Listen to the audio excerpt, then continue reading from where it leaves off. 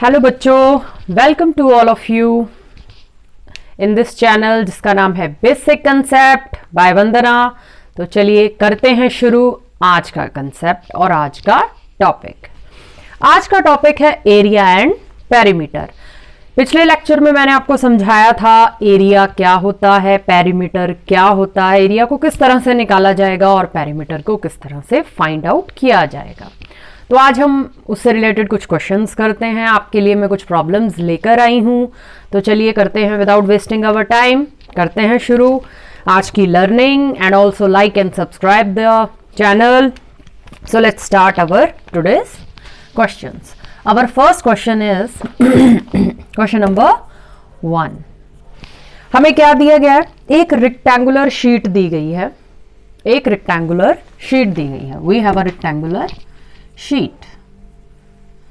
ये है हमारी एक्सपोज एक रेक्टेंगुलर शीट जिसका हमें पेरीमीटर दिया गया है। इस रेक्टेंगुलर शीट का ए बी सी डी, इसका हमें क्या दिया गया है? पेरीमीटर दिया गया है। इसका हमें परिमाप दिया गया है। इसका पेरीमीटर कितना दिया गया है? That is 100 centimetre. पेरीमीटर के यूनिट्स हमेशा सेंटीमीटर्स होते हैं और एरिया के यूनिट्स हमेशा स्क्वायर सेंटीमीटर, स्क्वायर मीटर इस तरह से होते हैं। तो पेरीमीटर दिया गया हमें 100 सेंटीमीटर। एक हमें रेक्टेंगल की लेंथ दी गई है जो कि 35 सेंटीमीटर है। ब्रेथ हमें फाइंड करनी है और हमें दिया गया है और हमें कहा गया है you also find the area of rectangle. आपको क्या निकालना है? इस रेक्टेंगल का एरिया भी निकालना है। तो ये 2-3 चीजें हमें दे दी गई हैं। एक हमें पेरीमीटर दे दिया गया है, लेंथ दे दी गई है और हमसे ब्रेथ और इसका पेरीमीटर, इसका एरिया निकालने के लिए कहा गया है। सो इन क्वेश्चंस को करने से पहले सबसे पहले ध्यान दिया करो कि आपको क्या दिया गया है। आपको दिया गया है पेरीमीटर। सो रेक्टेंगल के पेरीमीटर का क्या फॉर्मूला है? 2 × लेंथ प्लस ब्रेथ। ये मैंने आपको पिछले लेक्चर में समझाया था इन फॉर्मूलाज को कि किस तरह से हम इन फॉर्मूलाज को लिखेंगे और याद करेंगे। तो 2 × लेंथ प्लस ब्रेथ। तो 2, अब हमारी लेंथ क्या है? 35 सेंटीमीटर, 35 सेंटीमीटर जो कि हमें दी गई है। हम ब्रेथ नहीं जानते हमारी कितनी है, उसे b लिख लीजिए या फिर x भी आप लिख सकते हैं। ठीक, ये हो गया हमारा पेरीमीटर ऑफ रेक्टेंगल का फॉर्मूला। Perimeter of rectangle. अब ये हमें गिवन है, that is equal to 100 centimetre. Perimeter हमें गिवन है, तो हम क्या करेंगे अब? 35 + x इज इक्वल टू 100/2। इस 2 को इस सारे से मल्टीप्लीकेशन है, उधर जाकर क्या हो जाएगी? इसको डिवाइड हो जाएगी। तो 2 से आप काट देंगे तो दैट इज 50। तो 35 + x is equal to 50 and x is equal to 50 - 35। आप इसको सब्ट्रैक्ट कर लें, देन यू हैव 15 सेंटीमीटर। तो आपकी जो ब्रेथ है वो कितनी आ चुकी है? आपकी ब्रेथ आ गई है 15 सेंटीमीटर। इस तरह से अब हम क्या निकालेंगे? अब हम निकालेंगे एरिया ऑफ रेक्टेंगल। तो एरिया ऑफ रेक्टेंगल निकालने का क्या फॉर्मूला है? Area of rectangle. Area of rectangle. Area of rectangle का फॉर्मूला होता है लेंथ इनटू ब्रेथ। हमारी लेंथ हमें दी गई है, गिवन है, दैट इज 35 × 15 और जो हमारे यूनिट्स आएंगे वो आएंगे सेंटीमीटर स्क्वायर, क्योंकि ये भी 35, ये भी सेंटीमीटर, ये भी सेंटीमीटर, और जो हमारा आंसर आएगा दैट विल बी सेंटीमीटर। तो हमारा आंसर कितना आएगा? 525 centimetre square is our answer. आप इन्हें मल्टीप्लाई करके देख लीजिए and you get the your answer. So I hope आप इस क्वेश्चन को समझ गए हैं कि हमें पेरीमीटर दिया था और हमें लेंथ दी थी, हमने वहां से ब्रेथ फाइंड आउट की है और उसके बाद हमने क्या किया है? उसका एरिया फाइंड आउट किया है। चलिए बढ़ते हैं हमारा अगला क्वेश्चन, क्वेश्चन नंबर 2। अब क्वेश्चन नंबर 2 में क्या कहा गया है? Question number 2, area of square. हमें बताया है कि एक स्क्वायर है, उसका जो एरिया है ए बी सी, चलिए इसका नाम कुछ और रखते हैं, A B C D E F G H, ये एक स्क्वायर है जिसकी 4 साइड्स इक्वल हैं, वो एक स्क्वायर है। जिसकी आमने सामने वाली भुजाएं इक्वल हैं, आर्म्स इक्वल हैं, वो एक रेक्टेंगल है, आयत है, और ये एक वर्ग है, एक स्क्वायर है, जिसे हिंदी में वर्ग कहा जाता है। तो उसने बोला है कि area of square is equal to area of rectangle, ये हमें गिवन है। एरिया, सेकंड क्वेश्चन कर रहे हैं हम, area of square is equal to area of rectangle, ये बात हमें दी गई है। इफ, और हमें क्या दिया गया है? Sides of square. हमें दिया गया है कि स्क्वायर की साइड्स, कितनी साइड हैं स्क्वायर की? स्क्वायर की साइड है 40 सेंटीमीटर, ये हमें दिया गया है। और हमें और क्या दिया गया है? Breath of rectangle. रेक्टेंगल की हमें क्या दी गई है? ब्रेथ दी गई हुई है, जो कि कितनी है? 25 सेंटीमीटर। और हमें बोला गया है कि आप क्या निकालेंगे? पेरीमीटर। आप क्या निकालोगे? पेरीमीटर आप निकालोगे। Find the perimeter of rectangle. Rectangle का आप क्या निकालेंगे? पेरीमीटर आप फाइंड करेंगे। तो ये हमारा क्वेश्चन है। Area of square equal to है एरिया ऑफ रेक्टेंगल, और साइड ऑफ स्क्वायर दी गई है, स्क्वायर की साइड दी गई है 40 सेंटीमीटर। अब हमें पता है स्क्वायर की एक साइड 40 सेंटीमीटर है, इसकी चारों साइड्स इक्वल हैं, तो हर एक साइड 40 40 एंड 40 होगी। ब्रेथ ऑफ रेक्टेंगल, रेक्टेंगल की हमें ब्रेथ दे दी गई है जो कि 25 सेंटीमीटर है। लेंथ हमें नहीं पता है। रेक्टेंगल का हमने क्या फाइंड आउट करना है? पेरीमीटर। तो चलिए पहले कंसेप्ट से शुरू करते हैं, जहां हमें क्या बताया है कि एरिया ऑफ स्क्वायर। अब एरिया ऑफ स्क्वायर क्या होता है? साइड इंटू साइड, जिसे हम कह सकते हैं side square, that is equal to area of rectangle. Area of rectangle क्या होता है? Length into breadth. तो स्क्वायर की साइड है 40, 40 का square, that is equal to L into B. और हमें ब्रेथ इसकी पता है जो कि 25 दी गई है, तो 40 इंटू 40 कर लें, एल वही रह जाएगा। 25 को एल के साथ मल्टीप्लाई है, यहां आ गया तो इसके नीचे चला गया। इनको आप काट दें, 8 5 एंड 8 5 तो हमारी एल कितनी आ गई? 64 सेंटीमीटर। हमारी लेंथ कितनी आ गई? 64 सेंटीमीटर।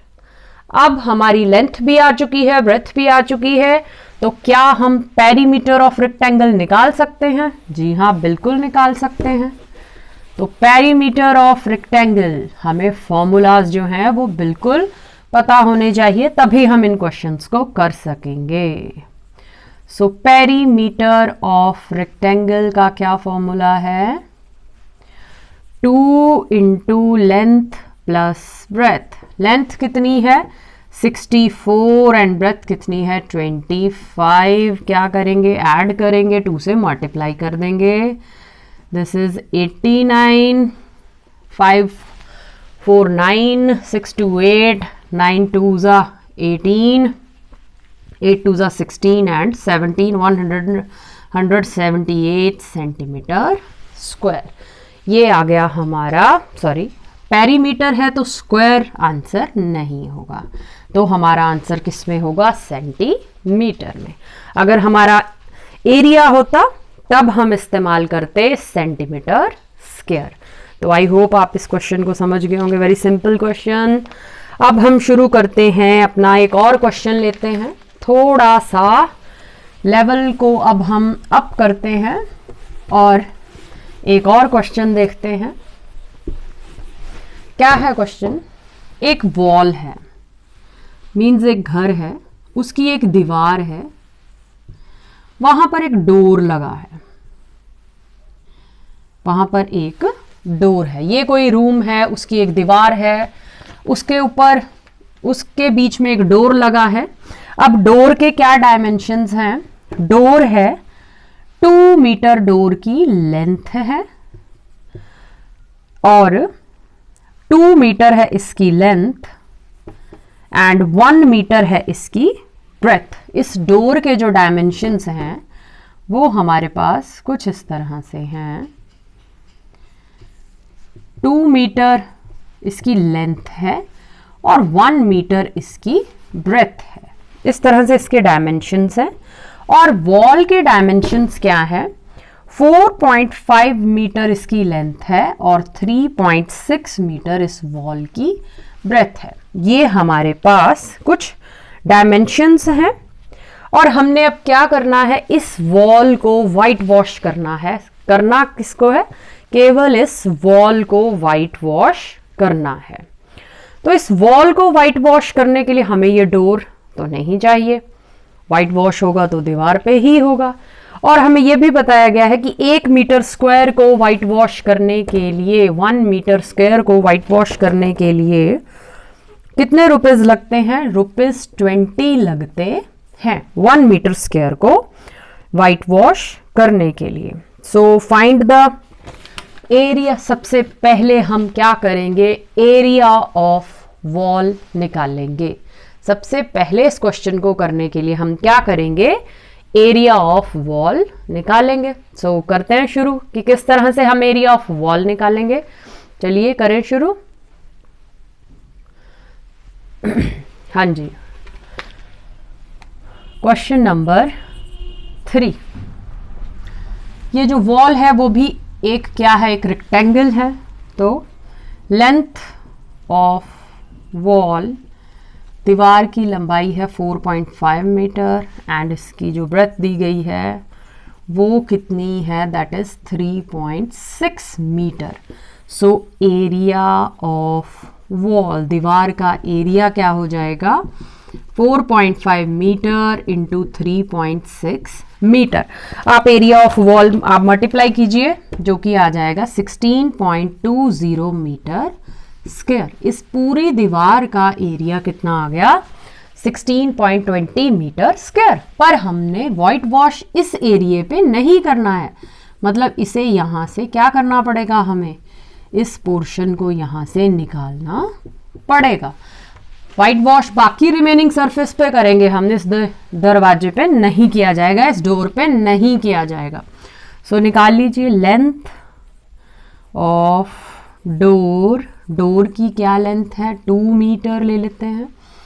लेंथ ऑफ डोर ले लेते हैं 2 metre and breadth of door ले लेते हैं हम 1 मीटर। डोर की लेंथ ले लेते हैं 2 मीटर और इसकी ब्रेथ ले लेते हैं 1 metre and area of door, क्षेत्रफल निकालते हैं डोर का। अब डोर क्या है? दरवाजा एक आयत ही तो है, एक रेक्टेंगल ही तो है।